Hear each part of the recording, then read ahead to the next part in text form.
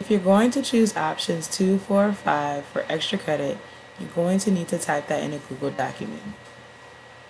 In order to do that, you need to go to your Google Drive. So click the 9 dots, click the thing that looks like a triangle, that's your drive.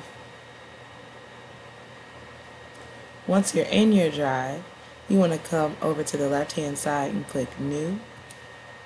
Scroll down and you'll see Google Docs. Click that.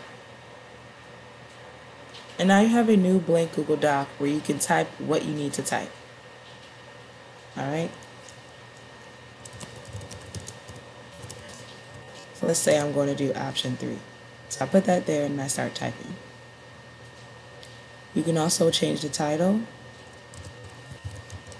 so that you know what it is and I know what it is. Extra credit, option 3. And then once you're done with the assignment, come to the top right hand corner, click the blue button that says share. And then you're going to type in my name. So you can type in Tamika Arnold.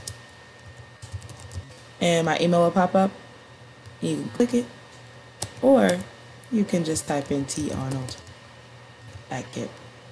My name will pop up and my face so you can double check and be sure it's me. And you can click it. And then just come down here and click send. If you'd like to write me a little message, you can go ahead and do that. Otherwise, come down here and click send. Now a person has been added, you've now shared it with me, and I can see your work and I can give you a grade for your extra credit.